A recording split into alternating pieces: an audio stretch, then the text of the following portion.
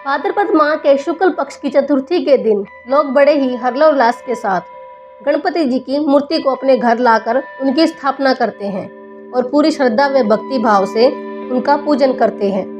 करीब 10 दिनों तक गणेशोत्सव का ये पर्व चलता है। इसके बाद अनंत चतुर्दशी के दिन गणपति बप्पा मोरया अगले बरस तू जल्दी आ इसी भावना के साथ गणपति जी की मूर्ति का विसर्जन करते हैं। लेकिन क्या आप जानते हैं कि आखिर हर साल अनंत चतुर्दशी के दिन ही या फिर बप्पा की मूर्ति की स्थापना करने के 10 दिन बाद ही उनकी मूर्ति का विसर्जन क्यों किया जाता है? तो चलिए आज हम आपको इस वीडियो के माध्यम से बताएंगे। चलिए वीडियो को शुरू करते हैं। गणपति बप्पा की मूर्ति को 10 दिन बाद जल में विसर्जित करने के पीछे की मुख्य वजह महाभारत और महर्षि वेदव्यास से जुड़ी है। दरअसल महाभारत के रचयिता महर्षि वेदव्यास ने भगवान गणेश से महाभारत लिपिबद्ध करने की प्रार्थना की थी।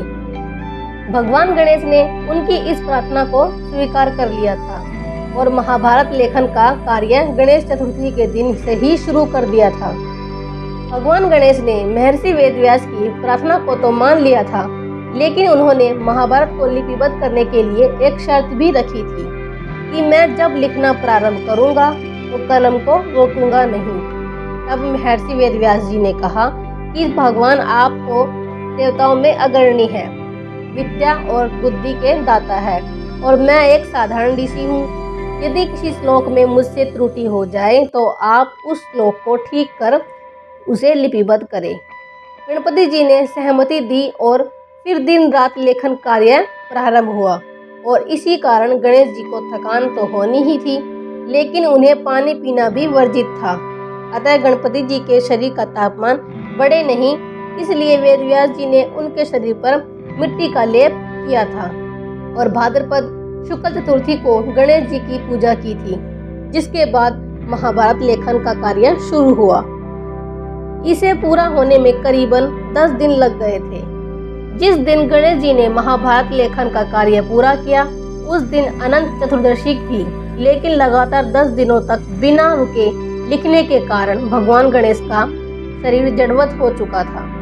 मिट्टी का लेप सूखने पर गणेश जी के शरीर में अकड़न आ गई थी। इसी कारण गणेश जी का एक नाम पार्थिव गणेश भी पड़ा था। वेदव्यास जी ने देखा कि गणपति जी का शारीरिक तापमान फिर भी बहुत बढ़ा हुआ है और उनके शरीर पर लेप की मिट्टी सूख कर झड़ रही है, तो वेदव्यास जी ने उन्हें पानी में डाल दिया।